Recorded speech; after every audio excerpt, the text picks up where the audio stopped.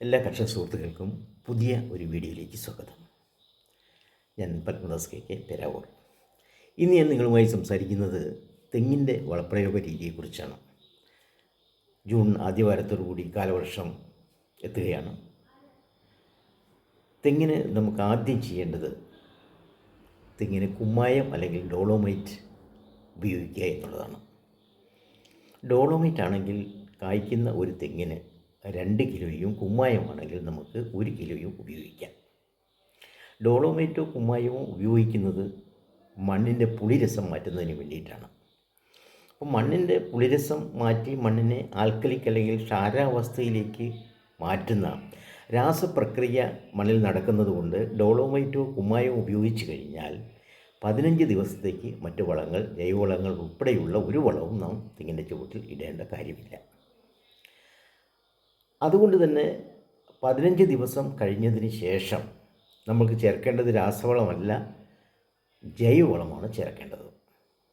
ജൈവവളം എന്ന് പറയുമ്പോൾ നമുക്ക് ലഭ്യമായ കമ്പോസ്റ്റ്, ചപ്പുചവറുകൾ, മറ്റ് തെങ്ങിൻ്റെ തന്നെ ഉണങ്ങിയ മടലുകൾ, അതിൻ്റെ ഓലകൾ, ഇതൊക്കെ തന്നെ തെങ്ങിൻ്റെ ചുവട്ടിൽ നമുക്ക് നിക്ഷേപിക്കാം.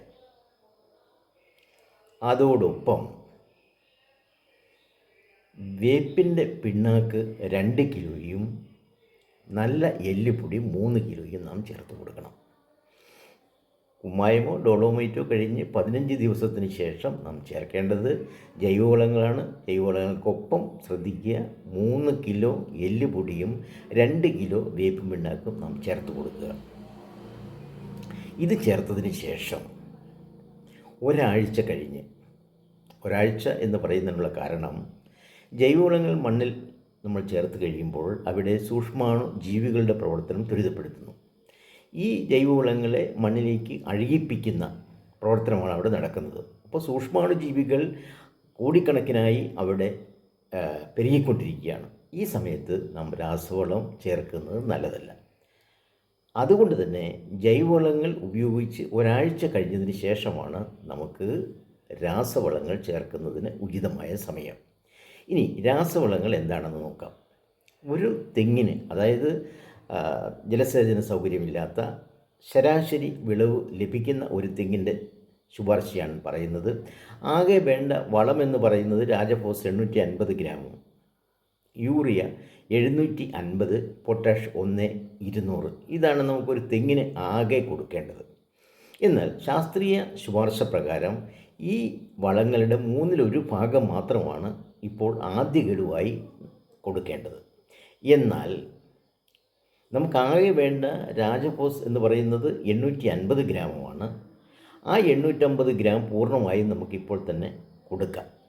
അതിന് കാരണം, രാസവളങ്ങൾ പൂർണ്ണമായും കൊടുക്കേണ്ട എന്ന് പറയുന്നത് മണ്ണിലൂടെ അത് ഒഴുകി നഷ്ടപ്പെടാനുള്ള സാധ്യതയുള്ളത് കൊണ്ടാണ്. എന്നാൽ യൂറിയ, പൊട്ടാഷ് എന്നീ മൂലകങ്ങൾ നഷ്ടപ്പെടുന്ന അത്ര വേഗത്തിൽ രാജഫോസ് മണ്ണിൽ നിന്ന് നഷ്ടപ്പെടാൻ സാധ്യത വളരെ കുറവാണ്. അതുകൊണ്ടാണ് പറയുന്നത് രാജഫോസ് പൂർണ്ണമായും ഇപ്പോൾ തന്നെ ഇട്ട് കൊടുക്കുക. അളവ് 850 ഗ്രാം. അതോടൊപ്പം ആകെ വേണ്ട യൂറിയയുടെ 1/3 ഭാഗമായ 250 ഗ്രാമും ആകെ വേണ്ട പൊട്ടാഷിൻ്റെ 1/3 ഭാഗമായ 400 ഗ്രാമും കൂടി ഇപ്പോൾ നാം ചേർത്ത് കൊടുക്കുക. അതോടുകൂടി നമുക്ക് ഒന്നാം ഘട്ടം അല്ലെങ്കിൽ ആദ്യ തവണ രാസവള പ്രയോഗം പൂർണ്ണമായി. ഈ രാസവളങ്ങൾ ഇടുമ്പോൾ നമുക്ക് ശ്രദ്ധിക്കേണ്ട ഒരു കാര്യം, രാസവളങ്ങൾ മണ്ണിൽ നിന്ന് മഴയത്ത് ഒഴുകിപ്പോകാതിരിക്കാനുള്ള ഒരു തടം അല്ലെങ്കിൽ ഒരു അതിർവരമ്പ് തെങ്ങിന് ചുവട്ടിൽ ഉണ്ടായിരിക്കണം. അതാണ് നമുക്ക് ശ്രദ്ധിക്കേണ്ട കാര്യം. ഇനി നമുക്ക് ബാക്കിയുള്ള വളങ്ങൾ, അതായത് 1/3 ഭാഗം മാത്രമേ രാസവളങ്ങൾ ചേർത്തിട്ടുള്ളൂ. ഇനി 2 ഭാഗം യൂറിയയും പൊട്ടാഷും നമുക്ക് ബാക്കിയുണ്ട്.